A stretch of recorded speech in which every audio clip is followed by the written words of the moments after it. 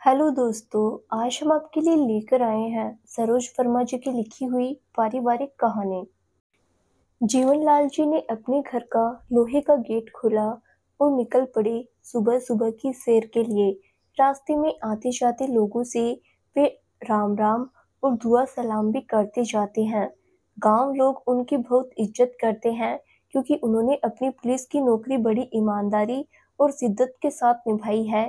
इसी चलते उन्हें सारा गांव प्यार से बड़े भैया कहता। फिर चाहे बड़ा हो या छोटा या रिश्ते में कुछ भी लगता हो, ये नाम उनको उन लोगों ने दिया था जिनकी उन्होंने बुरे वक्त में मदद की थी। फिर देखा देखी गांव के सभी लोग उन्हें बड़े भैया कहने लगे। लोगों से मिलते मिलाते और सैर करने के बाद वो घर पहुंचते हैं। तब तक बंसी बगीचे में चाय और पेपर के साथ हाजिर रहता है। फिर बगीचे की कुर्सी में बैठकर जीवनलाल जी चाय पीते और पेपर पढ़ते। फिर वे थोड़ी देर बाद वे खेतों का चक्कर लगाकर स्नान ध्यान करके गांव के कुछ बच्चों को पढ़ाते हैं। इसके बाद भोजन करते हैं और फिर दोपहर के आराम के बाद वो गांव की बच्चियों को भी पढ़ाते हैं। वे बच्चियां जो गरीब है और उन्हें उनके माँ बाप पढ़ाना नहीं चाहते, बस यूं ही उनका जीवन चल रहा है। पत्नी का स्वर्गवास तो उनके रिटायरमेंट के पहले ही हो गया था। वो दिल की मरीज थी। दोनों बेटे अपने अपने परिवार के साथ शहरों में रह रहे हैं। एक बेटा बेंगलोर में डॉक्टर है और दूसरा बेटा दिल्ली में जज है। बेटे भी आते हैं कभी कभार गांव तीज त्योहार में, तब उनके घर में चहल पहल हो जाती है। रिटायरमेंट के बाद जीवनलाल जी ने अपने पुश्तैनी गांव में ही बसने का सोचा। उनके बाप दादा की जमीन यूं ही सालों से पड़ी हुई थी। एक बहुत पुराना घर था। घर क्या, एक कच्ची मिट्टी की छप्पर वाली कोठरी थी जिसके आगे चबूतरा था जो बिल्कुल से जर्जर हो चुकी थी। जीवनलाल जी ने इसे अपने पुरखों का घर समझकर वैसे ही रहने दिया। उस घर में उन्हें बहुत लगाव था। उस घर में उनका बचपन जो बीता था और वे वहां तीज त्योहार में दिया जरूर जलाने जाते हैं। उन्होंने अपने खेतों में ही घर बनवा लिया, सुंदर सी फुलवारी लगा ली। वो खुद ही एक एक पौधा चुनकर लाते हैं नर्सरी से। उन्हें तरह तरह के पेड़ पौधे लगाने का बहुत शौक है। इसी तरह के फूल फल के पेड़ पौधे हैं उनके पास जिनकी कोई गिनती नहीं है। और उन्होंने अपनी उस छोटी सी फुलवारी को सबके लिए छोड़ रखा है। कोई भी वहां आकर फूल चुन सकता है, कोई भी आकर फल तोड़ सकता है। लोग भी उनके इस व्यवहार से खुश रहते हैं और फुलवारी को बिना उजाड़े ही फल फूल तोड़कर ले जाते हैं। उनका खेत बहुत ही सुंदर जगह पर है। सामने पहाड़ और उससे निकलता हुआ सूरज, बगल में बहती हुई नहर, बहुत ही सुंदर नजारा होता है उनके खेतों का। उन्होंने खेतों में एक कुआं भी खुदवा लिया है और उसमें एक ट्यूबवेल भी लगवा लिया है। दो भैंसे, एक गाय भी है उनके पास। एक दो पेड़ आम के, कुछ नींबू के, एक पेड़ जामुन का, एक नीम का। और उनकी माँ को महुआ बहुत पसंद था, इसीलिए खास तौर पर महुआ का पेड़ लगाया है उन्होंने। खेतों में फसलें तो होती ही है, लेकिन मौसमी सब्जियों की भरमार हमेशा होती है। जो उन सब्जियों से मुनाफा होता है तो वे कुछ अपनी बहुओं के बीच बांट देते हैं, बाकी गांव की भलाई में खर्च कर देते हैं। बस ऐसे ही सुकून के साथ जीना चाहते थे जीवनलाल जी अपनों के बीच, अपनी जन्मभूमि में। बेटे जितने बार भी घर आते हैं तो अपने साथ चलने को कहते हैं, लेकिन जीवनलाल जी तैयार नहीं होते। वे उनसे कहते हैं कि मेरे प्राण यहीं निकले तो अच्छा है, अपनी जननी को छोड़कर परदेश में कैसे बस जाऊं। वो कहते हैं इस माटी का मोह तो अब मृत्यु के बाद ही छूटेगा। उनकी सेवा के लिए बंसी और उसकी मेहरारू फूलमत हमेशा हाजिर रहते। उसने वहीं एक मिट्टी की झोंपड़ी डाल ली थी। फूलमत जानवरों का गोबर उठाती, कंडे फाड़ती है और जीवनलाल जी की रसोई भी वही बनाती है। जीवनलाल जी ने रसोई भी कच्ची बनवा रखी है, जहाँ मिट्टी का चूल्हा, मिट्टी के बर्तन है, लेकिन खाना खाने के बर्तन पीतल और कांसे के हैं। जीवनलाल जी का मानना है कि मिट्टी के चूल्हे पर खाना तो मिट्टी के बर्तन में ही पकना चाहिए, इससे भोजन की गुणवत्ता बनी रहती है। उन दोनों पति पत्नी का खाना भी उसी खाने में बन जाता है और फिर जीवनलाल जी का व्यवहार भी अच्छा है। बंसी और फूलमत को वहां रहने में कोई परेशानी नहीं है। जीवनलाल जी को हारमोनियम बजाने का भी बहुत शौक है। वो रात का खाना खाकर थोड़ी देर हारमोनियम जरूर बजाते हैं। किताबों का तो उनके पास ढेर है। जब कभी शहर जाते हैं तो एक दो किताबें तो जरूर लेकर आते हैं। कभी कभी कोई न कोई कहानी बंसी को भी पढ़कर सुनाते हैं। एक दिन जीवनलाल जी दोपहर का भोजन करके लेटे ही थे कि तभी उन्हें साइकिल की घंटी सुनाई दी। फिर साइकिल से कोई उतरा और उसने जीवनलाल जी को पुकारते हुए कहा, अरे बड़े भैया, आपकी चिट्ठी आई है। फिर जीवनलाल जी बाहर आकर उस शख्स से बोले, ओ पोस्टमैन जवाहर, तो तुम हो भाई? जी, आपकी चिट्ठी आई है। जवाहर बोला, लाओ भाई देखे तो क्या है, किसकी खबर आई है? और फिर वो बंसी को आवाज देते हुए उससे बोले, बंसी जरा फुलमत बहू से कहो कि डाकिया बाबू के लिए जलपान के लिए कुछ ले आए। तब बंसी बोली, अच्छे बड़े भैया। बंसी ने जैसे ही फूलमत को आवाज दी तो फूलमत पीतल की तरसरी में दो चार लड्डू और पानी लेकर फौरन ही हाजिर हो गई। तब जीवनलाल जी ने डाकिया बाबू से कहा, लो भाई जवाहर, ये लड्डू खाओ, शुद्ध देसी घी के बने हैं, बहुत ही स्वादिष्ट है। इसकी क्या जरूरत थी? जवाहर डाकिया बोला, अरे भाई, दिन भर डाक बांटते बांटते थक जाते होगे, तुम्हें भी तो ताकत की जरूरत पड़ती है। जीवनलाल जी बोले, जी बड़े भैया। और इतना कहकर जवाहर पोस्ट में लड्डू खाने लगा। तभी जीवनलाल जी ने उसी वक्त अपनी चिट्ठी खोली और उसे पढ़कर उनके माथे पर पसीने की बूंदें छलक आई। उनकी हालत देखकर बंसी को कुछ शंका हुई और उसने जीवनलाल जी से पूछा, क्या हुआ बड़े भैया? सब कुछ कुशल मंगल तो है ना? आप कुछ परेशान से दिख रहे हैं। नहीं, सब ठीक है, बस थोड़ा ऐसे ही। तभी जवाहर बोला, अच्छा तो मैं चलता हूँ। वाकई लड्डू खाकर आनंद ही आ गया। और इतना कहकर जवाहर अपनी साइकिल पर सवार होकर चला गया। फिर जीवनलाल जी दुखी होकर उस चिट्ठी को अपने कमरे में ले जाते हुए बंसी से बोले, बंसी जरा एक गिलास ठंडा पानी तो पिला दे, मन बहुत घबरा रहा है रे। ऐसा क्या हुआ? आपकी तबीयत तो ठीक है ना बड़े भैया? आप बिस्तर पर लेटिए, मैं पानी लेकर आता हूँ। और अगर आप कहे तो डॉक्टर को बुलवा लूं। बंसी बोला, नहीं रे, तू बस एक गिलास ठंडा पानी ले आ। जीवनलाल जी बोले। और कुछ ही देर में बंसी पानी लेकर उनके पास पहुंचा। फिर बड़े भैया ने उनके उदास होने का कारण पूछा। तब जीवनलाल जी ने बोलना शुरू किया, बंसी, कोई है जिसकी तबीयत बहुत खराब है। मैं जब तक उसके पास पहुंचूं तब तक शायद वो इस दुनिया से चली जाए। चिट्ठी में लिखा है कि बस आखिरी सांसें गिन रही है। आखिर कौन है वो? जरा खुलकर बताएंगे मुझे? बंसी बोला। तब जीवनलाल जी बंसी से बोले, थी कोई शायद जो मेरी जिंदगी और आत्मा का हिस्सा थी, जिसे मैं कभी भूल नहीं पाया। उसकी यादों की हवा जब चलती है तो अब भी मुझे उसकी परछाई उड़ती हुई धूल में दिखाई देती है। वो एक खुशबू है जिसे देख नहीं सकते, बस आत्मा से महसूस कर सकते हैं। शायद उसने ही सच्चा प्रेम किया था मुझसे, इसीलिए तो मुझे खुद को छोड़ने के लिए कहा। वो कहती थी, कहाँ छुपाओगे मुझे? मेरी बदनामी मुझे हर जगह ढूंढ ही लेगी और मेरी वजह से तुम भी बदनाम हो जाओगे। उसी ने मुझे जिंदगी में आगे बढ़ना सिखाया।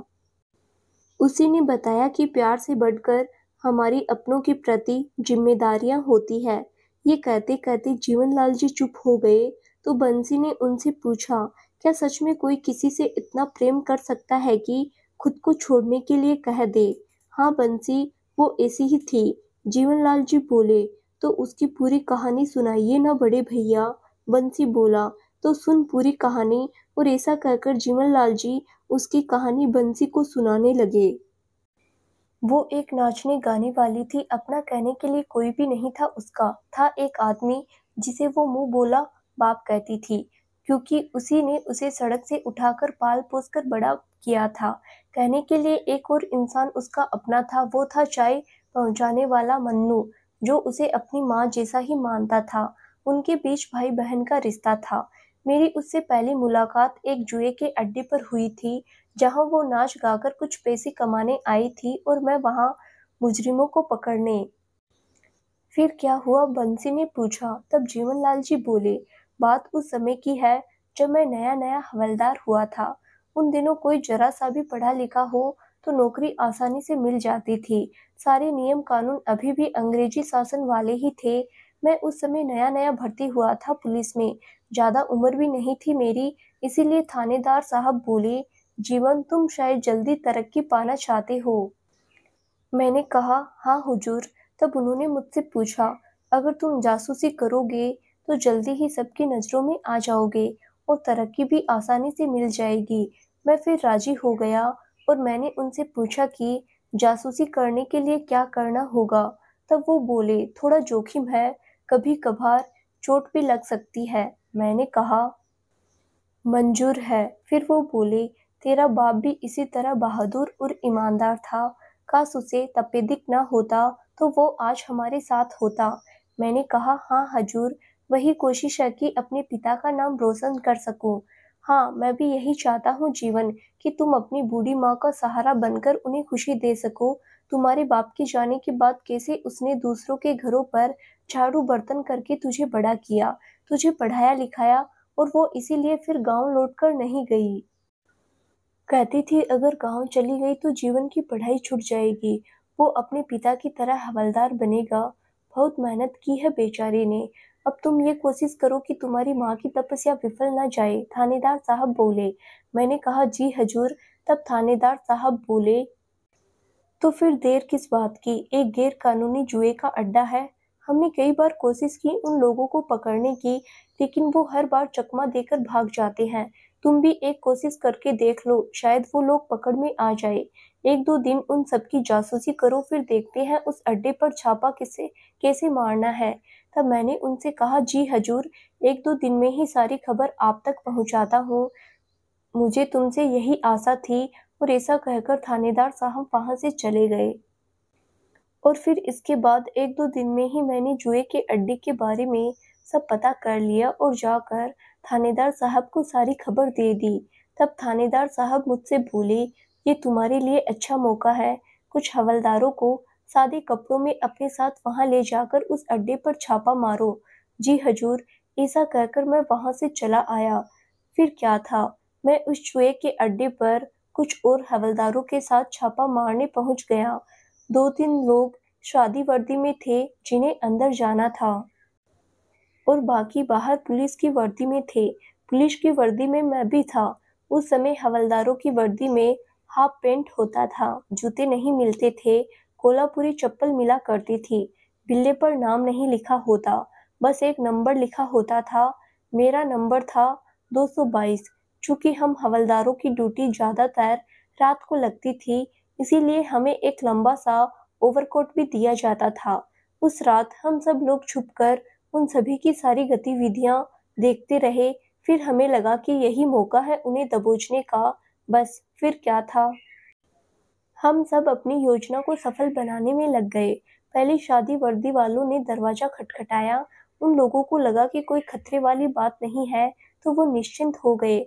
कुछ देर के बाद हम वर्दी वाले वहां पहुंचे और शादी वर्दी वालों ने हमारे लिए दरवाजा खोल दिया। फिर हम लोगों ने भीतर घुसते ही डंडों और घूंसों से उन सब की पिटाई करनी शुरू कर दी। तभी किसी ने बत्ती बंद कर दी। बत्ती जली तो मैंने देखा कि कोने में एक लड़की डरी सहमी हुई सी खड़ी थी। मैंने सोचा कि एक अकेली लड़की यहाँ क्या कर रही है। फिर मुझे लगा कि हो न हो वो कोई वेश्या है। इसके बाद मैंने पता नहीं क्या सोचकर उसके ऊपर अपना ओवरकोट डाल दिया। बत्ती फिर बंद हो गई और बत्ती जलते ही उन सब लोगों को पकड़ लिया गया। इसी बीच मैंने उस लड़की को इशारा किया कि वो खिड़की से कूदकर बाहर भाग जाए। उसने ऐसा ही किया। वो लड़की खिड़की से कूदकर भाग गई। फिर मैं उन सब जुआ खेलने वाले लोगों को पकड़कर उस अड्डे के बाहर ले आया। तब तक थानेदार साहब भी वहां पहुंच गए थे और उन्होंने मुझे उस काम के लिए शाबाशी दी और मुझसे बोले कि बहुत अच्छी जीवन, अगर ऐसे ही बहादुरी और ईमानदारी के साथ काम करते रहोगे तो जल्द ही थानेदार बन जाओगे। जी, मैं हमेशा ऐसे ही ईमानदारी और बहादुरी के साथ काम करूंगा। मैंने उनसे कहा, शाबाश, मुझे तुमसे यही उम्मीद है। थानेदार साहब बोले। उस समय मेरी अंगुली में चोट लगी थी तो उन्होंने मुझसे पूछा, और ये अंगुली में क्या हुआ? जी, उन लोगों को मारने पीटने के करने के चक्कर में जरा सी चोट लग गई। मैंने कहा, तो यहाँ खड़े क्या हो, जाओ जल्दी से पट्टी बांधो अंगुली में, और हाँ, आगे से जरा सावधानी बरतना कि चोट वगैरह ना लगे। थानेदार साहब बोले। तब मैंने उनसे कहा, जी हजूर। फिर मैंने उन्हें सैल्यूट किया और वो सारे मुजरिमों को लेकर वहां से चले गए। फिर मैं वहां खड़े होकर थानेदार साहब की बातें सोच सोचकर मुस्कुराने लगा। अंधेरी और सुनसान सड़क थी। फिर मैं भी अपने घर की ओर बढ़ने लगा। तभी वो अचानक कहीं से निकलकर मेरे सामने आई और अपनी साड़ी के पल्लू से किनारी फाड़कर मेरी अंगुली में पट्टी बांधते हुए, आंखें बड़ी करते हुए मुंह मुंह मटकाकर बोली, हाँ हाँ, तुम क्यों नहीं बनोगे थानेदार? पहले हवलदार, फिर थानेदार, फिर सुप्रिटेंडेंट और ऐसे ही गरीबों की बद्दुआ लेते रहोगे तो एक दिन राजा भी बन जाओगे। उसकी बात सुनकर मुझे बहुत गुस्सा आया और मेरे मुंह से भी निकल गया, कौन गरीब? तुम जैसी वेश्या, भोले भाले लोगों की जेबें काटने वाली और गरीब। तब वो तुनक कर बोली, यही तो मैं भी कह रही हूँ कि हम वेश्याएं भोले भाले लोगों की जेबें काटते हैं और तुम जैसे पुलिस वाले लोगों के गले। फिर मुझे उसकी बात सुनकर और भी गुस्सा आया और मैं बोला, ए, तू मुझे समझती क्या है? तब वो बोली, पुलिस और क्या? तब मैंने उससे कहा, बदमाश, उपकार का ये बदला दे रही है। तब उसने कहा, उपकार? कैसा उपकार? कोई किसी के ऊपर ऐसे ही उपकार नहीं करता। सब पैसे के लालच में ही एक दूसरे के ऊपर उपकार करते हैं। चलो ना मेरे घर, क्या सोचते हो? हवलदार साहब, अभी आपके उपकार का बदला चुकाई देती हूँ। ये क्या बकती है तू? मैंने गुस्से से कहा, बक थोड़ी ही रही हूँ, सही ही तो कह रही हूँ। आप मुझे छोड़ेंगे थोड़ी, आज नहीं तो कल कुछ न कुछ वसूल जरूर करेंगे, वो बोली। फिर मुझे उसकी बातें सुनकर और भी गुस्सा आया। तब मैंने उससे कहा, भूला मैं? बहुत बड़ी भूल कर दी मैंने जो तुझे बचाया। अब वो भी कहाँ चुप रहने वाली थी, इसीलिए वो बोली, भूले तो अब भूल सुधार लो, अब कभी ना भूलना, भूले से भी किसी वेश्या की मदद कभी मत करना। तब मैंने कहा, अच्छा, चल चौकी पर, अभी सुधारता हूँ अपनी भूल। तब वो बोली, हाँ चलो, डरती हूँ क्या तुम्हारी चौकी से? मैंने कहा, हाँ, जब टाट की वर्दी पहनकर पत्थर फाड़ोगी तब पता चलेगा। फिर उसने कहा, अरे छोड़ो साहब, मुझे टाट की वर्दी से ना डराओ। इससे पहले रास्ते में मैंने फटे कपड़ों में दिन काटे हैं। मैंने पूछा, क्यों? तब वो बोली, मजे के लिए, जरी की साड़ी से जी जो भर गया था ना, इसीलिए। फिर मैं बोला, पर अब तो तेरे मजे हैं ना? तब वो बोली, बहुत बहुत मजे हैं मेरे। कोई शराब की कुल्ली हमारे मुंह पर डालता है, कोई अपनी खुशी के लिए हमारे बाल खींचता है, तो कोई हमारे बदन पर गंदी निगाहें डालता है, तो कोई मुंह पर रुपए मारकर चला जाता है और हम ही करके हंसते रहते हैं। क्यों, है ना मजे? मरने के बाद तो इससे भी ज्यादा, क्योंकि वेश्या की लाश को कोई आसानी से हाथ नहीं लगाता। फिर मैं उससे बोला, तो मर, मेरा दिमाग क्यों खाती है? फिर वो बोली, देखती हूँ, अगर मौत से ना मरी तो तुम हो ना मुझे मारने के लिए। उसकी बकवास अब मुझसे नहीं सुनी जा रही थी, इसीलिए मैंने उससे कहा, चल अभी दिखाता हूँ अंधेरी कोठरी चौकी की। तभी सड़क पर मुझे कुछ हवलदार आते हुए दिखे और मैंने उसे दूसरी गली में जाने का इशारा कर दिया और वो चली गई। उसके बाद उन हवलदारों में से एक ने मुझसे पूछा, ए हवलदार 222, यहाँ वहाँ क्या देख रहे हो? कोई बात है क्या? ए 428, जा जा अपना काम कर, मैं क्यों यहाँ वहाँ देखूंगा भला? मैंने उससे कहा। इसके बाद वो हवलदार वहां से चले गए तो वो फिर से मेरे पास आकर बोली, अजी 222 क्या है?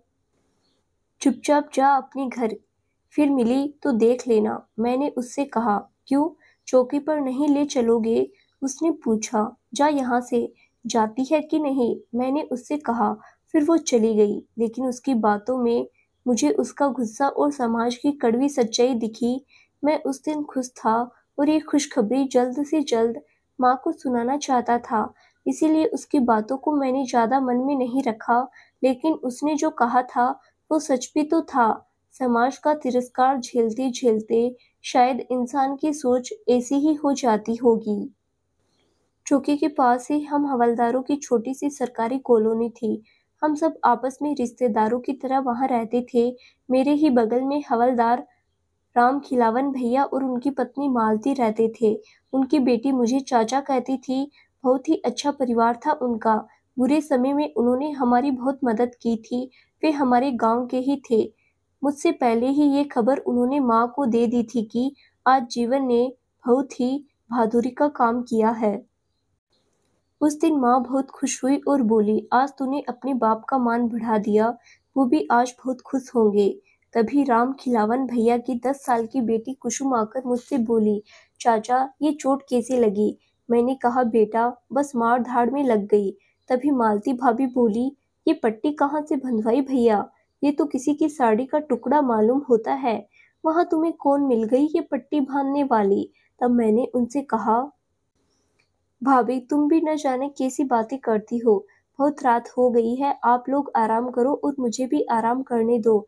लेकिन जैसे ही मैं वर्दी बदलकर बिस्तर पर लेटा तो आंखों में नींद कहाँ, रह रहकर वही लड़की मेरी आंखों के सामने बार बार घूम रही थी। कितनी हाजिर जवाब थी वो। लगता है वक्त की बहुत मार पड़ी है उस पर, तभी उसका व्यवहार इतना रूखा सा हो गया है। और यही सोचते सोचते मुझे नींद आ गई। ऐसे ही कई दिन बीत गए, लेकिन वो लड़की मुझे कहीं ना दिखी। ऐसा नहीं है कि मैंने उसे ढूंढने की कोशिश नहीं की, मैंने उसे बहुत ढूंढा, लेकिन वो मुझे कहीं नहीं मिली। मैं उस दिन के अपने व्यवहार के लिए उससे माफी मांगना चाहता था। सच बात तो ये थी कि कोई भी बिना मजबूरी के ऐसा गलत काम नहीं करता। हो सकता है कि उसकी कोई मजबूरी रही हो, तभी वो उस राह पर चल पड़ी। सोमवार का दिन था, उस दिन मेरी छुट्टी थी। वैसे भी हफ्ते में एक छुट्टी होती थी मेरी, वो भी सोमवार को। माँ बोली, बेटा कुछ सब्जी भाजी खरीद ला। फिर मैंने माँ से पूछा कि क्या क्या लाना है। तब माँ बोली, तुझे जो पसंद हो ले आना। मैंने कहा, ठीक है माँ। और इतना कहकर मैं हाट की ओर चल पड़ा। हाट पहुंचकर देखा तो वो फूल की दुकान से माला खरीद रही थी। जैसे ही उसकी नजर मुझ पर पड़ी, वो फौरन ही चिल्ला उठी, अरे हवलदार साहब, तुम और यहाँ। मैं भी उसे देखकर बहुत खुश हुआ। फिर वो मुझसे बोली, सब्जी खरीद रहे हो क्या? मैंने कहा, हाँ। फिर हमने साथ साथ सब्जी खरीदी। उसने भी कुछ और सामान खरीदा और मैंने भी। फिर मैं बाजार से वापस आने लगा तो वो बोली, चलो ना घर चलो। मैंने पूछा, किसके? वो बोली, मेरे और किसके घर? तब मैंने कहा, मैं जाऊं और तुझ जैसी के घर? फिर वो बोली, तुम अपने आप को समझते क्या हो? तब मैं बोला, समझता तो हूँ ही हूँ, तभी तो तेरे घर नहीं जाना चाहता। तब वो बोली, क्या हम इंसान नहीं है? हम जैसे लोगों से इतनी नफरत खा नहीं लूंगी तुम्हें। इतना डरते हो, नन्हे मुन्ने बच्चे कहीं के। और अगर घर जाते वक्त रास्ता भूल गए तो मैं तुम्हें तुम्हारे घर भी पहुंचा आऊंगी। उसकी बात सुनकर मुझे हंसी आ गई और मैं उसके घर जाने को राजी हो गया। फिर मैं उसके घर पहुंचा। घर के नाम पर एक छोटा सा कमरा था उसके पास, जिसे उसने बहुत ही करीने से सजा रखा था, इसीलिए कमरा दिखने में सुंदर लग रहा था। एक छोटा सा मंदिर भी बना था। एक अलमारी में उसमें उसके लड्डू गोपाल बैठे थे। फिर उसने मुझे एक छोटी सी लकड़ी की बनी चौकी पर बैठने को कहा। मैं उस पर बैठ गया और वो फौरन मेरे लिए एक कांच के गिलास में मटके का ठंडा पानी ले आई। फिर बगल में कोने में रखे स्टोव को जलाकर उसने उस पर चाय चढ़ा दी। इसके बाद उसने अपने झोले से फूलों की माला निकाली और मंदिर में रख दी। जब चाय बन गई तो एक कप में चाय छानकर और कुछ दाल मोठ के साथ उसने वो चाय मेरे सामने रख दी। फिर मुझसे बोली, लो हवलदार साहब चाय पियो। मैंने कहा, इसकी क्या जरूरत थी? मेरे हाथ की चाय पीने से तुम्हारा धर्म भ्रष्ट नहीं हो जाएगा। चुपचाप पी लो। वो आदेश देते हुए बोली, मैंने ऐसा तो नहीं कहा था कि मैं तुम्हारे हाथ की बनी चाय नहीं पीऊंगा। मैंने उससे कहा, मुझे लगा शायद तुम्हारे कहने का यही मतलब हो। वो बोली, तुम मतलब बहुत जल्दी निकाल लेती हो। मैंने उससे कहा, हाँ, अब तो आदत सी पड़ गई है लोगों की बातों का मतलब निकालने की। वो बोली। फिर मैंने उससे पूछा, तुम चाय नहीं पियोगी? तब वो बोली, आज सोमवार का व्रत है मेरा। मैं सोमवार के दिन केवल फलाहार करती हूँ।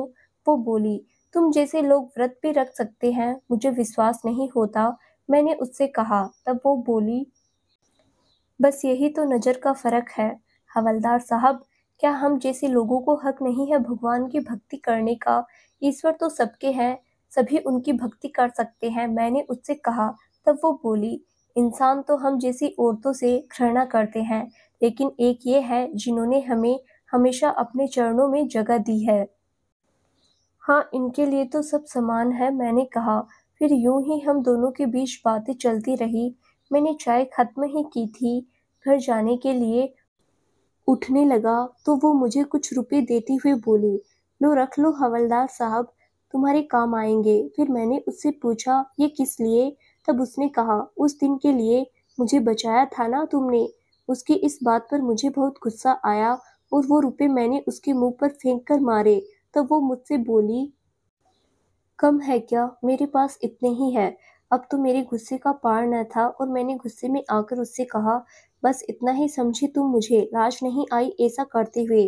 तब वो मुझसे बोली, माफ करना हवलदार साहब, मुझे लगा आप भी और पुलिस वालों की तरह होंगे, इसीलिए ऐसी गलती हो गई।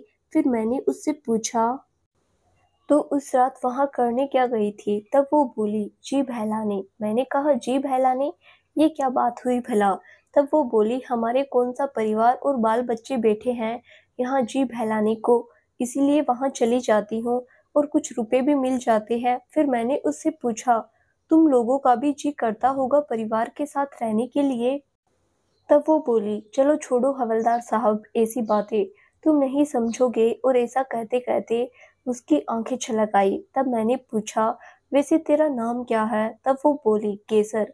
केसर नाम है मेरा। फिर मैंने उससे कहा, अच्छा अब मैं चलता हूँ। तब वो बोली, जरा ठहरो हवलदार साहब। और फिर उसके कहने पर मैं वहां ठहर गया। तब वो भगवान की अलमारी में रखी हुई माला उठा लाई और उसने मेरे पैरों में डाल दी।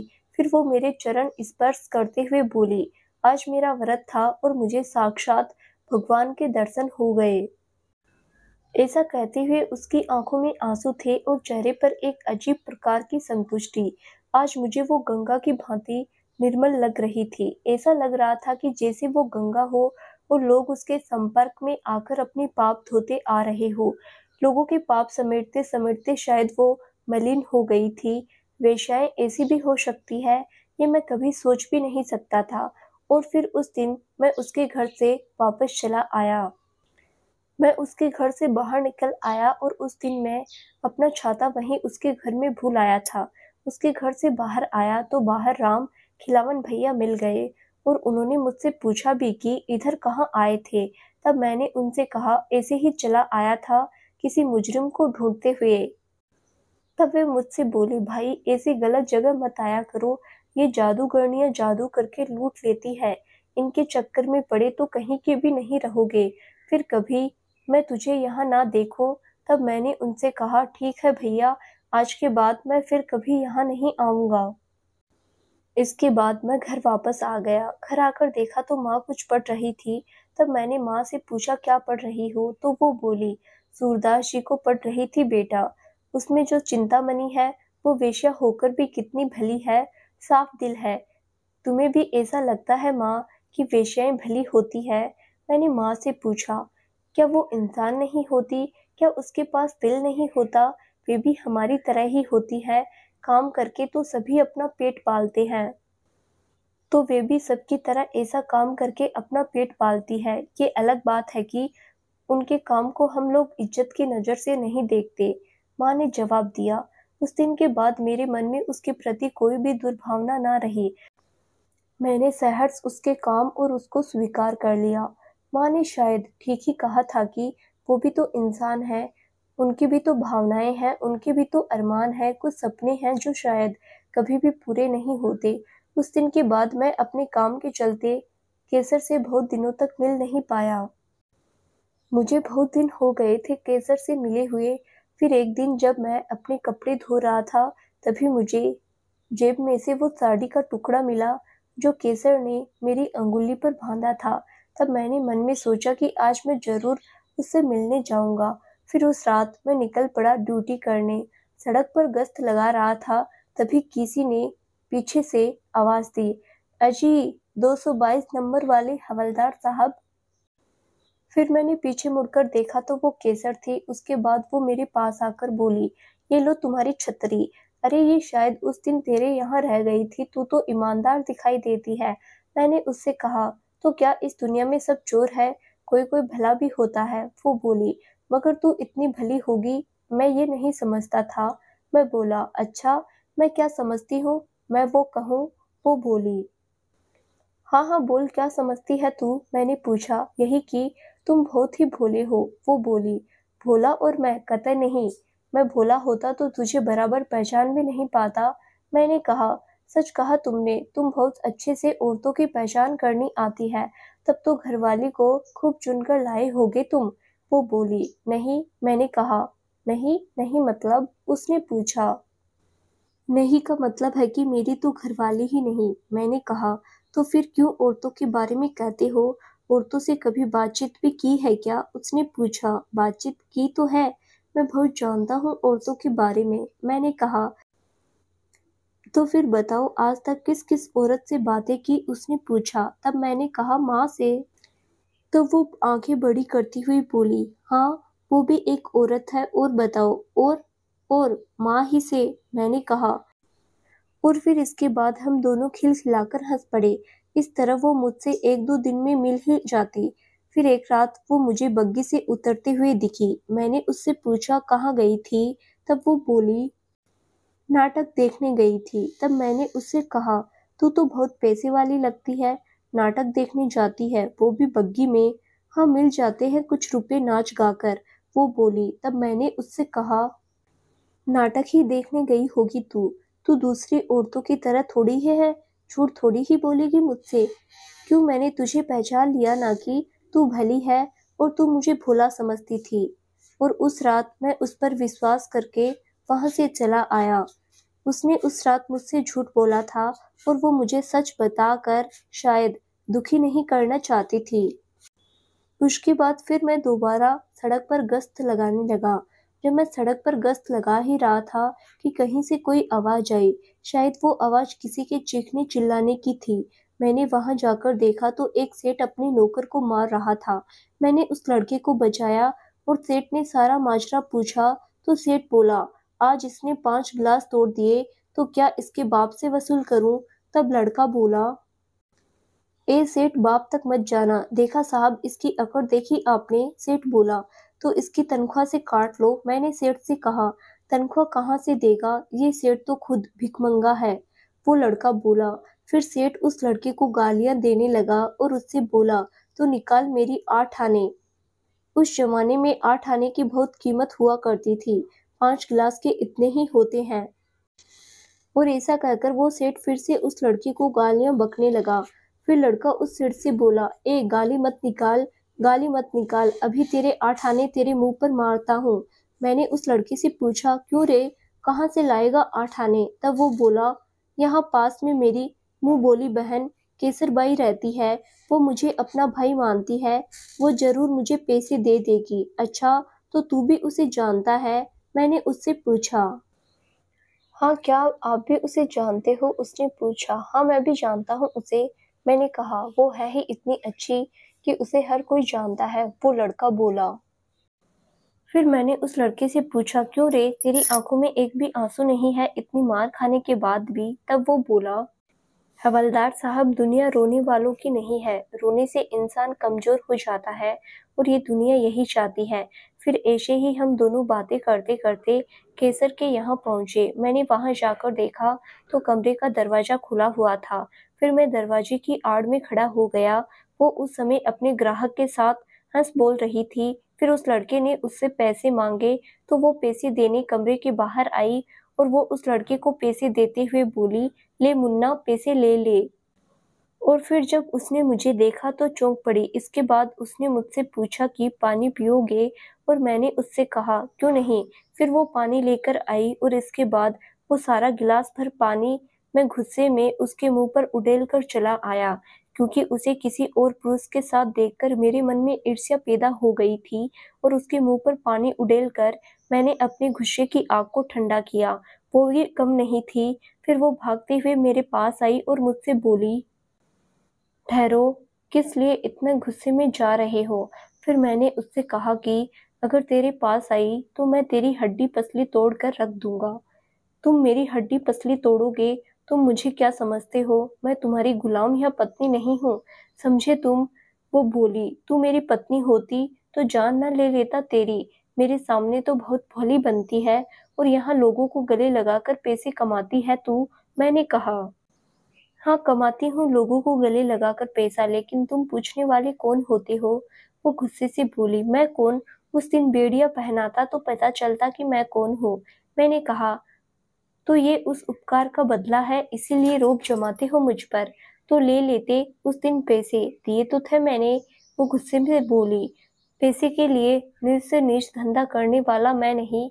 मैंने उससे कहा, तो हवा में पेट भरते हो तुम और पानी पीकर रहते हो? वो बोली।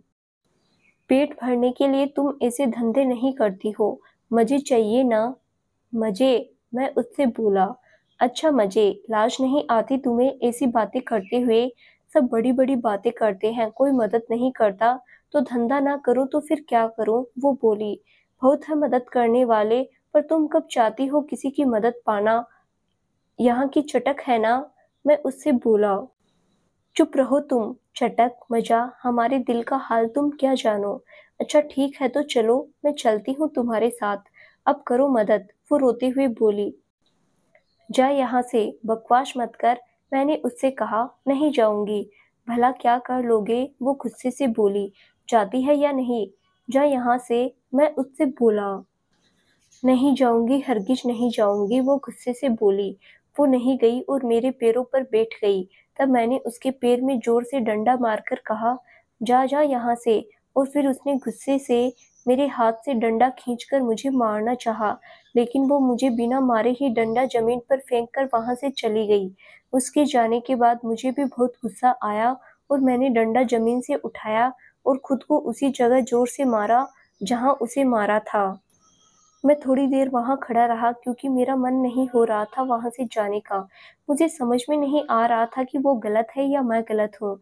और सच तो ये था कि ना तो वो गलत थी और ना ही मैं गलत था, क्योंकि वो तो अपना काम कर रही थी और मैं यूं ही उस पर अपना हक जताकर उसे खरी-खोटी सुना आया था। उस समय जो हालत थी मेरी, मैं किसी से कह नहीं सकता था। शायद मैं उसे चाहने लगा था, इसीलिए मुझे किसी गैर मर्द के साथ उसकी नज़दीकियाँ मंजूर नहीं थी। शायद उसके मन में भी मेरे लिए कुछ तो था जो वो इतने अधिकार के साथ मुझसे झगड़ कर गई थी।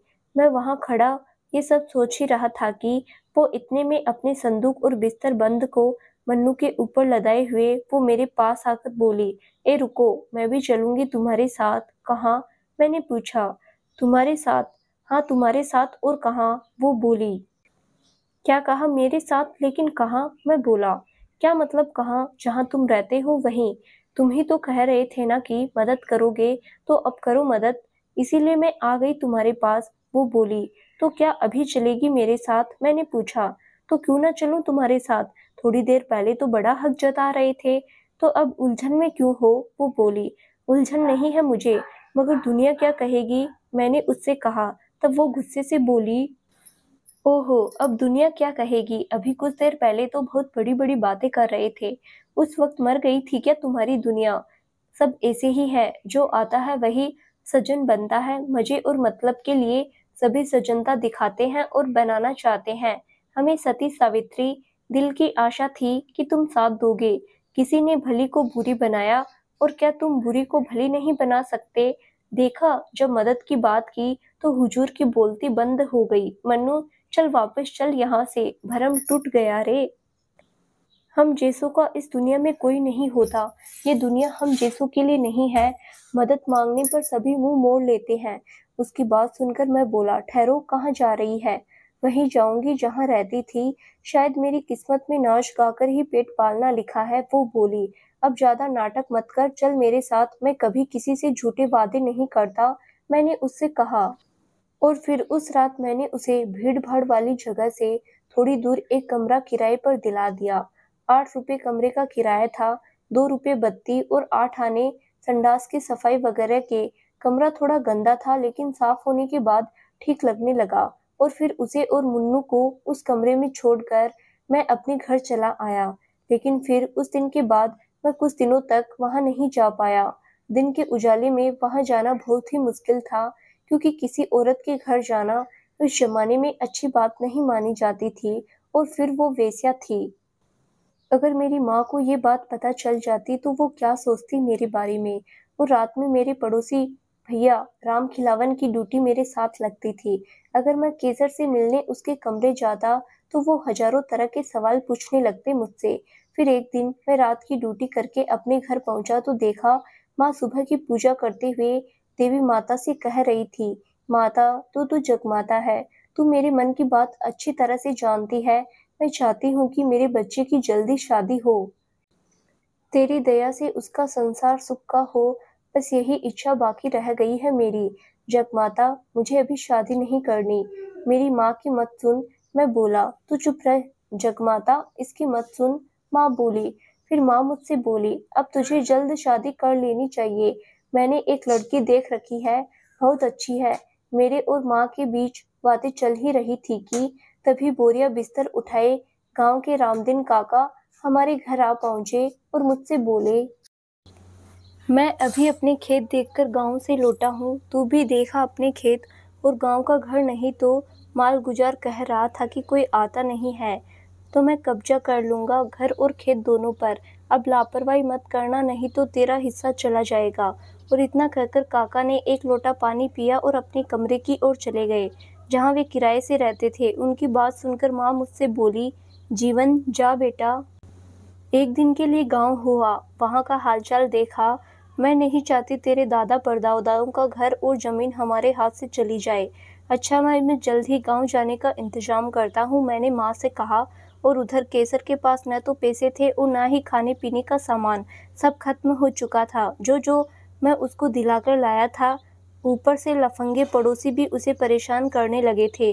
फिर एक रात आखिरकार मैं केसर के कमरे तक पहुंचा ही था कि रामदीन काका मुझे वहां मिल गए और मुझसे बोले, जीवन तू यहाँ क्या कर रहा है? तब मैंने उनसे कहा, और काका तुम यहाँ कैसे? तब वे बोले, मैं तो यहीं रहता हूँ, लेकिन तू यहाँ कैसे? उन्होंने मुझसे पूछा। मैं तो बस आपको ही खोज रहा था, मैंने उनसे कहा। और तब राम खिलावन भैया मुझे ढूंढते हुए वहाँ आ पहुँचे और मुझसे बोले, जीवन यहाँ क्या कर रहा है तू? तब मैंने उनसे कहा, काका से पूछने आया था कि गांव जाना जरूरी है क्या? तब काका बोले, हाँ कल ही चले जाओ। और तब मैंने काका से कहा, ठीक है, यही पूछने आया था। और फिर मुझे उस रात भी केसर से मिले बिना ही राम खिलावन भैया के साथ अपने घर लौटना पड़ा। और फिर रात के तीसरे पहर गश्त लगाते हुए चुपके से मुझे केसर के कमरे में जाने का मौका मिल गया और मैंने दरवाज़ा खटखटाया। मन्नू दरवाज़ा खोलकर बाहर चला गया। देखा तो वो सब सामान बांधकर जाने को तैयार बैठी थी, इसीलिए मैंने उससे पूछा, अरे किधर चली? वापस जहाँ से आई थी वहीं, वो बोली। लेकिन क्यों? मैंने उससे पूछा। तुम पर विश्वास करने की तो हद ही हो गई। तुमने नहीं, मैंने गलती की है तुम पर भरोसा करके, वो बोली। मतलब? मैंने पूछा। मतलब पूछते हो जैसे कि तुम कुछ जानते ही नहीं हो, वो बोली। मैं कुछ समझा नहीं, मैंने उससे कहा। तब वो गुस्से से बोली, बेमतलब बातें क्यों बनाते हो? तुम मुझे यहाँ अकेली छोड़कर वहाँ मुंह छुपा कर बैठे हो, इसीलिए कि कोई तुम्हारी बाट जोह जोह कर वापस वहीं चला जाए जहाँ से वो आया था। तुम जैसे इंसान भी लोगों को फंसाने के धंधे करते हैं, ये मुझे समझ में नहीं आता। नहीं तो मैं तुम्हारी बातों में कभी ना आती। मेरे पास पैसे नहीं, राशन नहीं, तो बोलो यहाँ कैसे रहूं? इसीलिए जा रही हूँ वहीं फिर से मरने के लिए जहाँ से आई थी। मुझे उसकी बात सुनकर गुस्सा आ गया और मैं उससे बोला, मैंने मैंने तुझे फंसाया है? तेरी तो पूरी जिंदगी दूसरों को फंसाने में गई है, इसीलिए तुझे लगता है कि सारा जमाना ही लुटेरों और बदमाशों से भरा है। ये मत समझ कि मुझे मालूम नहीं है। मैं अच्छी तरह से जानता हूँ कि तुम जैसी औरतें क्यों चिल्लाती है। ये ले पैसे, तुझे यही चाहिए ना? और ऐसा कहकर मैंने उसके मुंह पर रुपए फेंक दिए। मेरा ऐसा रवैया देखकर वो आग बबूला हो उठी और मुझसे बोली, तुम मुझे समझते क्या हो? अगर मुझे रुपए ही कमाने होते तो मैं यहाँ कभी नहीं आती, वहाँ मुझे बहुत रुपए मिलते थे। तो फिर तू यहाँ क्यों आई, बता मुझे, मैंने उससे पूछा। मैं समझती थी कि तुम मुझे सीधी राह पर ले आओगे, मेरा उद्धार करोगे, तुम्हारी मदद से मेरी नई जिंदगी शुरू होगी, तुम मेरा कलंक धोकर मुझे इंसान बनाओगे, मगर तुम तो मुंह छुपाते फिरते हो। वो रोते हुए बोली। तब मैंने उससे कहा, मैं मुंह छुपाता हूँ? यहाँ मैंने कितने दफा आने की कोशिश की, लेकिन बाहर वो हमारे गांव के दीनू काका पहरा लगाए बैठे रहते हैं, या मेरे पड़ोसी भैया बीच में आ जाते हैं, कोई ना कोई रुकावट आ ही जाती है। और अगर काका को कुछ पता चल गया तो पूरे शहर में बात फैल जाएगी। भैया को कुछ पता चला तो वो सब माँ को बता देंगे। आखिर मैं भी इंसान हूँ, मुझे दुनिया की परवाह करनी चाहिए। मैंने तुझे फँसाया है ये कहते हुए कुछ तो सोचना था। और मैं यहाँ क्या पैसे के लिए आई हूँ? तुम्हें भी तो ये कहते हुए कुछ सोचना चाहिए था। वो रोते हुए बोली। तब मैंने उससे कहा ठीक है, मैं ये बताने आया हूँ कि कल सुबह मुझे गाँव जाना है। अगर यहाँ ना आ पाऊँ तो मुँह मत फुलाना, 2 दिन के बाद आऊँगा मैं गाँव से वापस।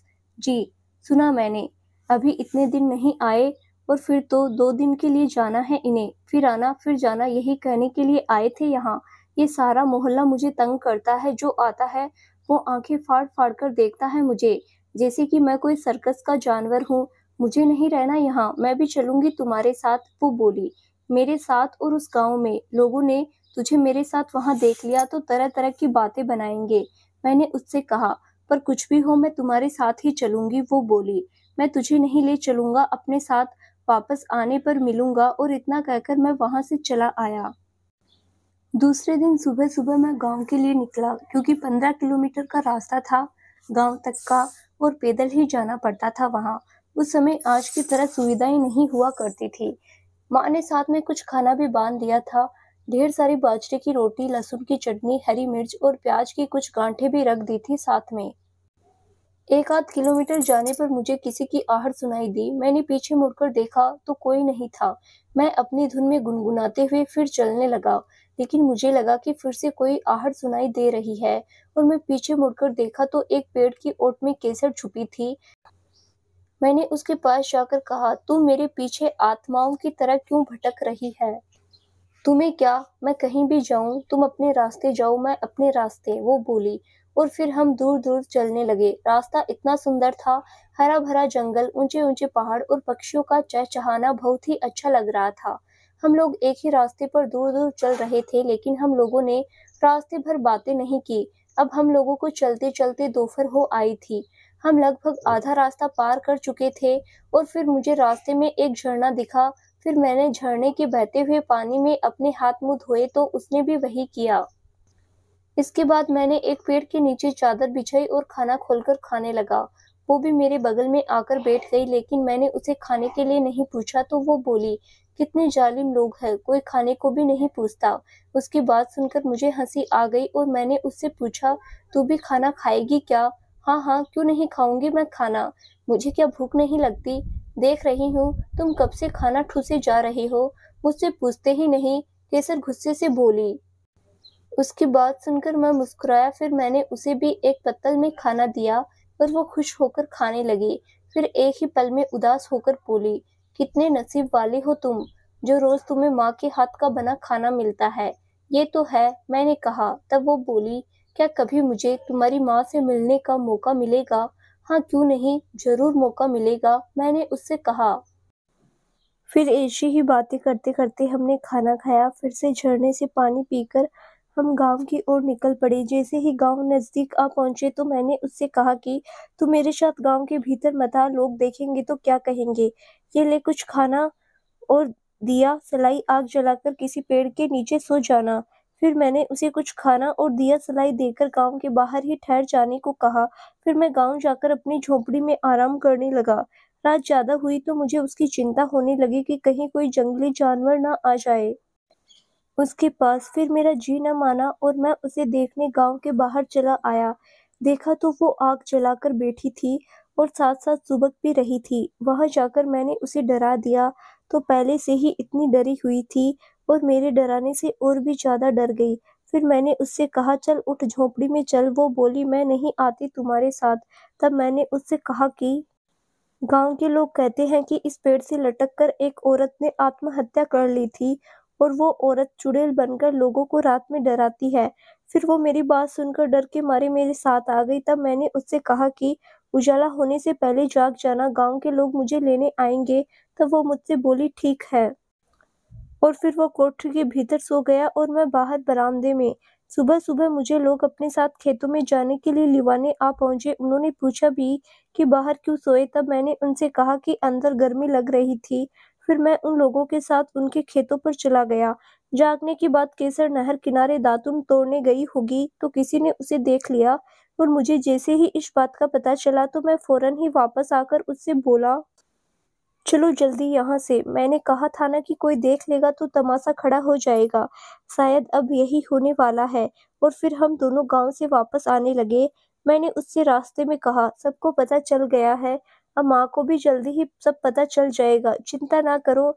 शहर पहुंचकर मैं अपनी पुरानी वाली जगह चली जाऊंगी। वो मुझसे बोली। क्यों? मैंने उससे पूछा। क्योंकि किस लिए तुम्हें तकलीफ दूं? तुम्हारी माँ को अच्छा नहीं लगेगा और तुम हमेशा मुझे खुद से दूर रखने की कोशिश करोगे। चोरी छुपे का नाश्ता कब तक निभेगा? तुम्हें तकलीफ रहेगी और मुझे चिंता। तो इससे अच्छा है कि हम अलग हो जाएं। वो बोली। तेरा कहना एकदम सच है, मगर क्या करूँ, कुछ समझ में नहीं आता। मैंने उससे कहा, तो फिर जो सच्ची बात है वो माँ से कह दो। वो बोली। कह दूँ? मैंने पूछा। हाँ, कह दो। जो होना है वो ही होगा। तुम्हारी माँ को ये बात पसंद नहीं आएगी।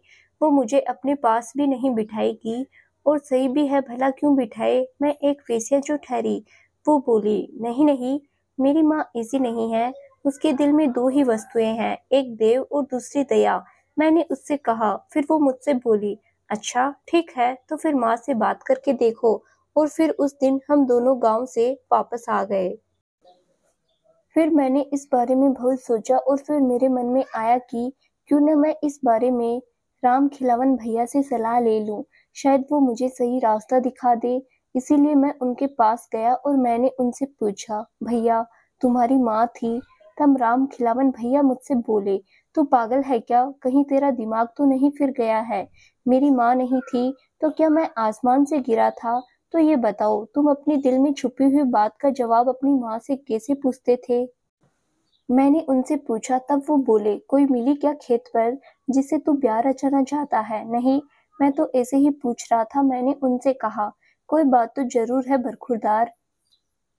तेरी आंखें बता रही है कि कोई तो है तेरी जिंदगी में। राम खिलावन भैया बोले। ऐसी कोई बात नहीं है। कोई होती तो तुम्हें तो सबसे पहले बताता। मैंने उनसे कहा। हाँ बता दीजो, छुपाइयो ना, शायद मैं तुम्हारी कोई मदद कर पाऊं। राम खिलावन भैया बोले। आपसे नहीं बताऊंगा तो किससे बताऊंगा अपने दिल की बात? मैंने उनसे झूठ बोलते हुए कहा। हम दोनों के बीच बातें चल ही रही थी कि तभी मैंने देखा तो राम खिलावन भैया पत्नी यानी कि मंजरी भाभी अब उनकी चप्पल लेकर चली आ रही थी। इतने सारे लोगों के बीच वो घूंघट में आई थी और उन्होंने भैया के पैरों में वो चप्पल डाल दी। फिर बिना कुछ बोले वो वहां से चली गई। उनके ऐसा करने पर राम खिलावन भैया के सभी सहकर्मी हंसने लगे और तभी उनमें से एक बोला, नसीब वाला है राम खिलावन जो ऐसा प्रेम करने वाली बीवी मिली है। तब भैया बोले, हाँ सुबह चप्पल टूट गई थी। ये बोली, तुम्हें देर हो रही है, तुम जाओ, मैं बाद में सिलाकर दे जाऊंगी। और इसे बुखार भी है, तब भी ऐसी हालत में वो यहाँ मेरी चप्पल देने आई है। हाँ, यही तो सच्चा प्रेम है राम खिलावन भैया। दूसरा सहकर्मी बोला। फिर हम सभी आपस में हंसी ठिठोली करने लगे। तब मुझे लगा कि कितना गहरा प्रेम है दोनों के बीच। आपस में दोनों एक दूसरे का कितना ख्याल रखते हैं। क्या यही प्रेम होता है? फिर मैं जब अपने घर पहुंचा तो मैंने माँ से बताया कि आज भाभी बुखार में भी भैया की चप्पल सिलवा कर दे गई। तब वो बोली, 20 बरस साथ रहकर एक जान हो गए हैं दोनों, जैसे एक फूल और एक खुशबू। क्या यही प्रेम होता है माँ? मैंने माँ से पूछा। तब माँ बोली, हाँ बेटा, जीवन भर एक दूसरे का साथ निभाना, एक दूसरे के सुख दुख में भागीदार बनना, एक दूसरे की उलझनों को सुलझाना और केवल एक दूसरे को ही जीवन पर्यंत अपने दिल में बसाकर रखना, यही तो सच्चा प्रेम है। और याद रखना, कभी कभी प्रेम में एक दूसरे की भलाई के लिए एक दूसरे का त्याग भी करना पड़ता है। कभी कभी कर्तव्यों के चलते भी प्रेम का त्याग करना पड़ सकता है। जैसे कि राधा ने कृष्ण भगवान के कर्तव्यों के चलते उन्हें त्याग दिया था, लेकिन राधा जीवन भर उनसे ही प्रेम करती रही। तभी तो आज भी कृष्ण के पहले राधा का नाम जुड़ता है। तो क्या यही प्रेम की परिभाषा है? मैंने माँ से पूछा। हाँ, यही होता है सच्चा प्रेम, माँ बोली। फिर थोड़ी देर में यूं ही मैं माँ से बात करता रहा और वो मुझे प्रेम की ताकत और गहराने के बारे में बताने लगी। उसके बाद मैं स्नान घर में नहाने चला गया। तब तक गांव से काका आ पहुंचे और उन्होंने माँ से सब कह दिया। मैं स्नान घर से उनकी बातें सुन रहा था। फिर माँ से बोले, देखो भौजी, ये नहीं सुहाता तुम्हारा जीवन किसी लड़की को लेकर गांव आए, ये गांव के लिए बदनामी वाली बात है। गांव में हमारी भी बहू बेटियां रहती है, जीवन की इस हरकत से भला उन पर क्या असर पड़ेगा। मुझे तो कुछ मालूम ही नहीं कि ये लड़का ऐसा गुल खिला रहा है, माँ बोली। समझा लो भोजी, अभी वक्त है, कहीं तुम्हारा जवान लड़का हाथ से ना निकल जाए, काका बोले। स्नान घर से नहाकर निकलने दो, मैं अभी इसकी खबर लेती हूँ, माँ बोली। इसके बाद मैं स्नान घर से नहाकर आया तो काका माँ से बोले, लो आ गया नहाकर, अब पूछो कि वो कौन थी। तभी माँ मुझसे बोली, ये बहुत गलत बात है जीवन, तूने मुझसे ये बात छुपाई, मुझे नहीं बताया। मुझसे कहता था कि शादी ही नहीं करूंगा। शादी? शादी माँ वो? मैंने शर्माते हुए कहा। किसकी लड़की है रे? माँ ने पूछा। एक गरीब बेचारी है, मैंने कहा। हम भी कहाँ अमीर है रे? माँ बोली। वो गुनों की तो अच्छी है ना, उसे यहाँ बुला, आज ही बुला ले, जरा मैं भी तो देखूं कौन है वो।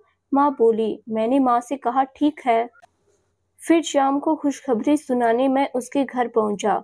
फिर मैंने केसर से कहा, पता है मुझे, तू मुझसे ये जरूर पूछेगी कि मैं दोपहर के समय तेरे यहाँ क्यों आया हूँ, तो बताओ क्यों आए हो दोपहर को यहाँ। वो बोली, पता है आज एक मजेदार बात हुई, माँ को हमारे बारे में सब पता चल गया।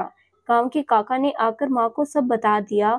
मैंने माँ से कहा। फिर माँ क्या बोली, उसने पूछा। फिर माँ ने मुझसे पूछा कि तू उससे शादी करेगा क्या? मैंने उससे कहा। फिर तुमने क्या कहा? उसने पूछा। फिर मैंने कहा, अच्छा तुम ही बताओ, मैंने माँ से क्या कहा होगा? मैंने उससे पूछा। ये मैं कैसे बता सकती हूँ भला, अब तुम ही कहो ना, क्या कहा? फिर उसने पूछा। मैंने माँ से कहा कि मुझे केसर बहुत पसंद है, मैं उसी से ब्याह करूँगा। सच में? वो शर्माते हुए बोली। लेकिन ऐसी बातें मुँह से नहीं कही जाती।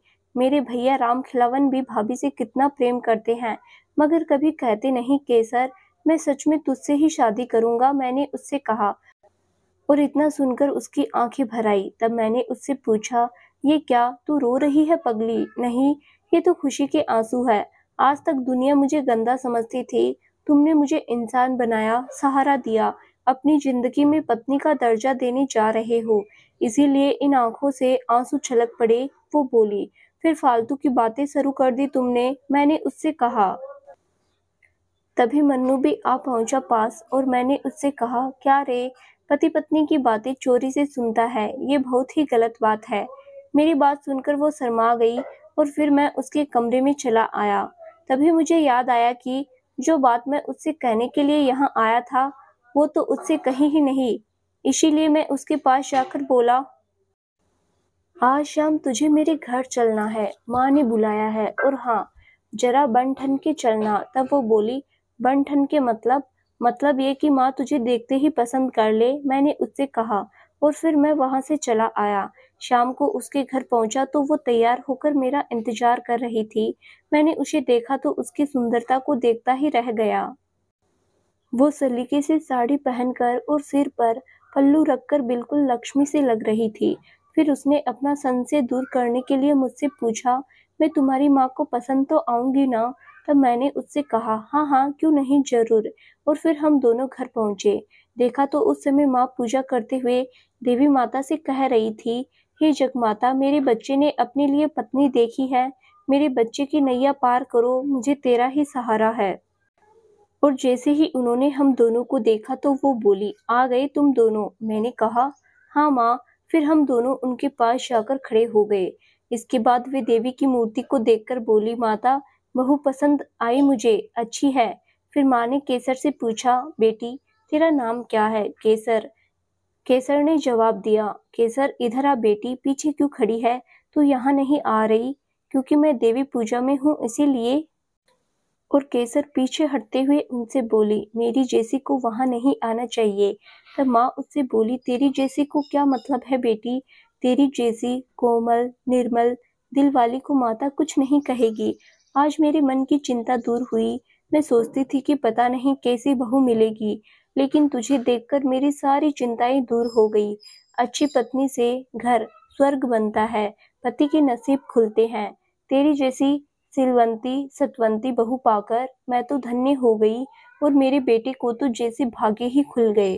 तू हमारे कुल का नाम रोशन करेगी, इस कुल की वंश बेल बढ़ाएगी। माँ की बातें सुनकर केसर की दशा खराब होती जा रही थी। इसीलिए मैंने माँ से कहा, रहने दो ना माँ। तब माँ बोली, क्यों बेटी, तुझे भजन आता है? तो जरा सुना दे। फिर केसर ने भजन सुनाया। उसके बाद हम दोनों ने जगमाता के सामने माथा टेका। माँ ने मंदिर का दीप भी केसर से ही जलवाया और उसे एक साड़ी देते हुए बोली, अब तुझे ही सब करना है, सब देख ले बेटी, डर मत। आज से मैं तेरी भी माँ हूँ और जरा ये साड़ी पहनकर दिखा, भला कैसी लगती है तुझ पर। और केसर है कि इतनी इज्जत पाकर उसका तो जैसे दम घुट रहा था, वो पसीने पसीने हुई जा रही थी। फिर केसर साड़ी पहनकर माँ के सामने आई तो माँ उससे बोली, अच्छी स्त्री से घर चलता है, घर में लक्ष्मी का वास होता है, पति की तरक्की होती है और घर के सब दुख दर्द दूर हो जाते हैं। तब केसर बोली, मैं और अच्छी। माँ बोली, हाँ बेटी, तू बहुत अच्छी है। फिर माँ रसोई में कुछ काम करने लगी तो केसर बाहर आंगन में चली गई। शायद उसका वहां दम घुट रहा था। मैं भी उसके पीछे भागकर आंगन में आ गया तो वो मुझसे बोली, मैं चली जाऊंगी यहाँ से। लेकिन क्यों, मैंने उससे पूछा। मुझ जैसी पापिन को इस घर देवघर में नहीं रहना चाहिए। तुम्हारी माँ की जूती के पास भी बैठने की योग्यता नहीं है मेरी। वो मुझसे बोली, ये तू क्या कह रही है? मैंने उससे पूछा, हाँ, मैं तुम्हारे घर और तुम्हारे काबिल नहीं हूँ। मैं भलों के साथ भली तो बन जाऊंगी, मगर भले मेरे साथ बुरे बन जाएंगे। अगर मैं यहाँ आई तो ये जमाना थूकेगा तुम पर। वो मुझसे बोली, मतलब क्या है तुम्हारे कहने का? मैंने उससे पूछा, सही तो कह रही हूँ मैं। वो मुझसे बोली, नहीं, तुम ऐसा कुछ भी नहीं करोगी, तुम मेरे साथ हमेशा रहोगी, मैं तुम्हें कहीं नहीं जाने दूंगा। मैंने उससे कहा, दूध के प्याले में एक बूंद जहर हो तो कौन उसे मुंह लगाएगा? वही दूध का प्याला हूँ मैं। सच में कितनी भोली और भली है तुम्हारी माँ, और ऐसी भोली और पवित्र दिल की देवी को फसाना, धोखा देना, ये मैं नहीं कर पाऊंगी, कभी नहीं कर पाऊंगी। इतना बड़ा झूठ मैं नहीं बोल पाऊंगी। वो मुझसे बोली, अच्छा चलो, मैं माँ से सब कुछ सच सच कह देता हूँ। मैंने उससे कहा। तब वो मुझसे बोली, तुम क्यों नहीं समझते कि जूती सोने की ही क्यों न बनी हो, कोई उसे अपने सिर पर कभी नहीं रखता। मैं कैसी औरत हूँ, जब तुम्हारी माँ को ये पता चलेगा तो वो क्या सोचेगी तुम्हारे बारे में। उनका मानना है कि मेरा बेटा कितना भला और भोला शरीफ है। वो चाहती है कि तुम किसी सिलवंती से शादी करो, उस लड़की के नसीब से उसका बेटा नसीब वाला हो और तुम उसके साथ सुख से रहो, कुल का नाम रोशन करो। इसी आशा में तुम्हें कलेजे से लगाकर बड़ा किया है उन्होंने, और तुमने जो पसंद की है वो कैसी औरत है, अगर उन्हें ये मालूम हुआ तो वो क्या बीतेगी उन देवी पर। वो बहुत भोली है और ये पता चलते ही वो अपनी जान दे देगी। तो फिर तुम क्या चाहती हो? मैंने उससे पूछा। मुझे यहाँ से जाने दो। वो मुझसे बोली, नहीं, तुम कहीं नहीं जाओगी। मेरी माँ बहुत ही भोली है और वो तेरी सारी बातों को पेट में छुपा कर रखेगी, तेरी बात का कभी बुरा नहीं मानेगी। मैं जानता हूँ ना मेरी माँ कैसी है। मैंने उससे कहा, कितना बड़ा दिल है तुम्हारा, मैं तुम्हारे घर की दासी भी बनने लायक नहीं हूँ। तुम किसी सीलवंती सतवंती से शादी करके सुख से रहो और माँ को भी सुख से रखो। मैं कहीं भी चली जाऊंगी। वो मुझसे बोली। तब मैं उससे बोला, हाँ जरूर, मैं उसे सुख से रखूंगा। क्यों मिली तुम मुझे, क्यों आई मेरी जिंदगी में तुम? तू है ही ना जो मेरी राह देखा करती थी, तू ही है ना जो मेरे लिए तरसा करती थी। किसने कहा था मुझे आशा लगाने को? तूने ही कहा था ना। उस समय तुझे धर्म की बात क्यों नहीं सूझी? तूने ही तो कहा था माँ से कहो, और अब तू ही पीछे हट रही है। उस समय मैं केवल अपने बारे में सोच रही थी, अपने ही सुख का ध्यान था मुझे, अपनी ही चिंता थी मुझे। बहुत बड़ी गलती हुई मुझसे, लेकिन अब क्षमा करो मुझे। मैं अब ये समझ चुकी हूँ कि मैं इस घर के लायक नहीं हूँ। वो मुझसे बोली, चलो सब कह देते हैं माँ से। मैंने उससे कहा, तुम्हें मेरी सौगंध, माँ से कुछ न कहना। वो रोते हुए बोली, तो फिर वचन दे, मेरे जाने के बाद नहीं जाएगा यहाँ से। मैंने उससे कहा। हमारे बीच बातें चल रही थी कि तभी माँ ने हमें खाने के लिए आवाज दी। फिर हम सबने साथ बैठकर खाना खाया। फिर मैं रात को ड्यूटी पर चला गया और वो रात को माँ के साथ घर पर ही थी। मैं जाने से पहले उससे कहकर गया था कि तुम कहीं नहीं जाओगी। जब मैं ड्यूटी पर चला गया तो माँ और उसके बीच बहुत सी बातें हुई।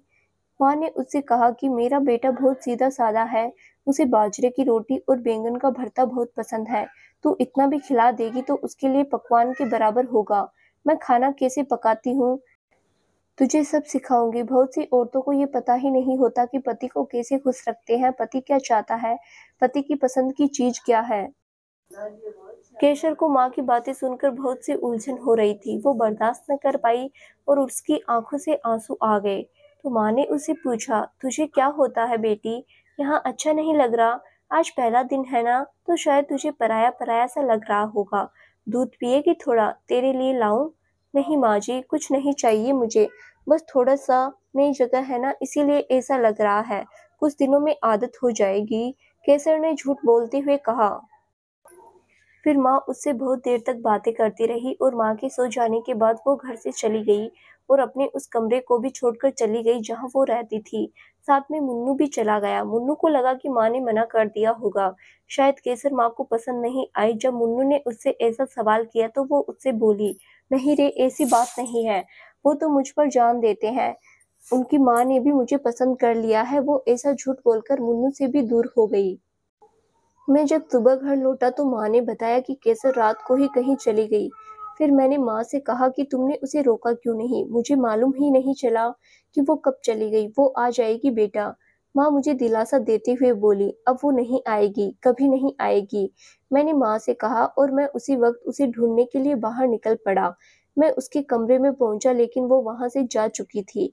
फिर मैं उसके पुराने घर भी गया लेकिन वो मुझे वहां भी नहीं मिली। मैं पागलों की तरह उसे सारे शहर में ढूंढ डाला लेकिन वो मुझे कहीं नहीं मिली। मैं थक हार कर घर लौट आया। देखा तो माँ जगमाता के सामने बैठकर मेरे लिए विनती कर रही थी। मुझे अकेला देखकर रो पड़ी। अब तो मेरी हालत पागलों जैसी हो गई। मेरा किसी भी चीज में मन नहीं लगता था। फिर माँ ने सारी बात राम खिलावन भैया को बता दी।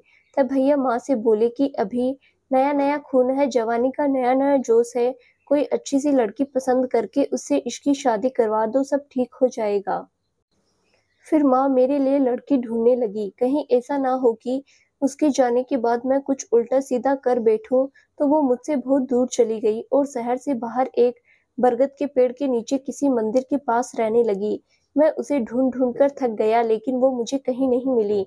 कभी कभार वो मुन्नू से मिलकर मेरा हालचाल पूछ लेती लेकिन उसने मुन्नू को भी अपना पता ठिकाना नहीं बताया। फिर एक रात मुझे सड़क पर मुन्नू दिखा। मैंने उससे पूछा कि केसर कहाँ है, लेकिन वो बोला उसे नहीं मालूम कि केसर कहाँ है। मैंने उसे मारा भी, पैसे भी देने की कोशिश की लेकिन उसने अपना मुंह नहीं खोला और हाथ छुड़ाकर रात के अंधेरे में न जाने कहाँ भाग गया। शायद केसर ने उसे मना किया होगा उसके बारे में मुझे कुछ भी बताने के लिए। दिन ब दिन मेरी हालत बदतर होती जा रही थी। अब मुझे होश न रहता, मैं हमेशा खोया खोया रहता और एक दिन मैं नदी की ओर आत्महत्या करने चल पड़ा। माँ ने देखा कि मैं घर पर नहीं हूँ तो उन्होंने फौरन राम खिलावन भैया को मेरे पीछे पीछे भेजा और उधर मन्नू भी मुझ पर नजर रख रहा था। उसने भी केसर को बता दिया था कि मैं नदी की ओर जा रहा हूँ और वो भी नदी की ओर मुन्नू के साथ भागी। लेकिन तब भी वो मुझसे वहां पर नहीं मिली और एक पेड़ के पीछे छुपकर सारा तमाशा देखती रही। मैं बदहवास सा बस चलता चलता जा रहा था। बस चलता ही जा रहा था। नदी के किनारे ऊंचे पहाड़ से जैसे ही नीचे कूदने वाला था तभी राम खिलावन भैया ने मुझे रोक लिया। तब मैंने उनसे कहा, मत रोको मुझे, मर जाने दो, मैं उसके बिना नहीं रह सकता।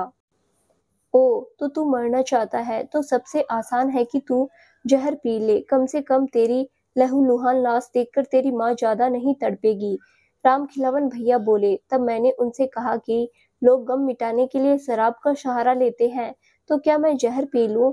हाँ, क्यों नहीं, ठहर, मैं तेरे लिए जहर लाता हूँ। और ऐसा कहकर वो मेरे लिए जहर की शीशी लाने चले गए। फिर कुछ देर बाद वो जहर लाकर बोले, ले पी जहर और मिटा अपने गम।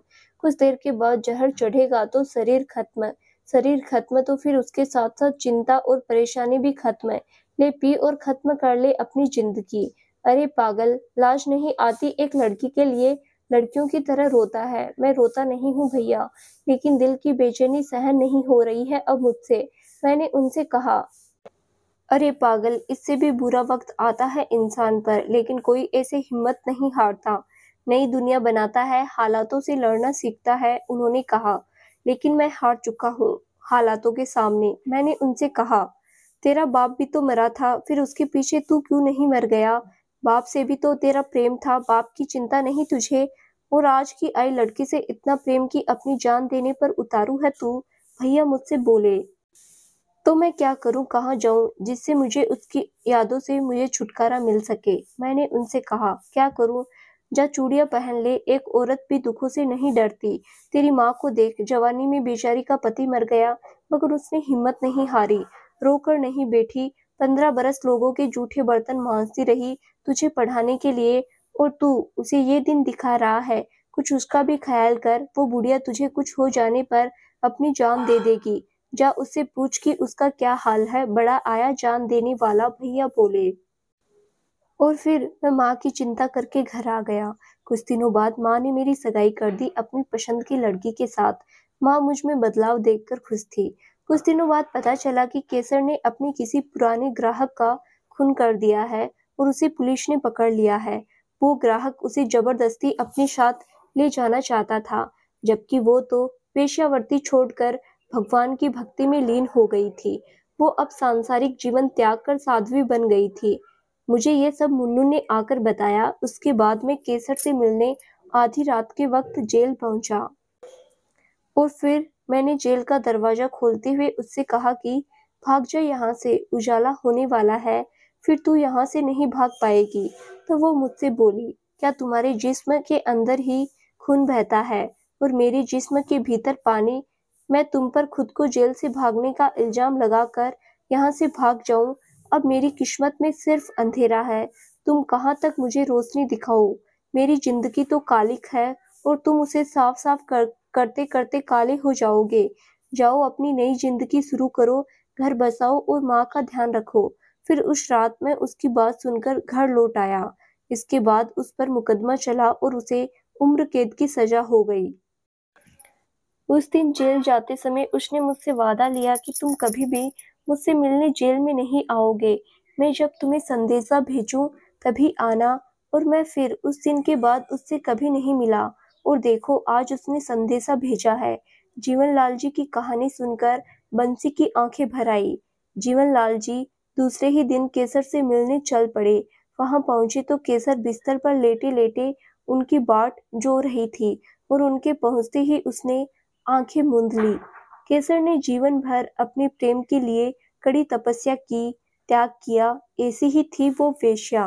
तो दोस्तों, ये कहानी आपको कैसी लगी हमें कमेंट बॉक्स में जरूर बताना। धन्यवाद।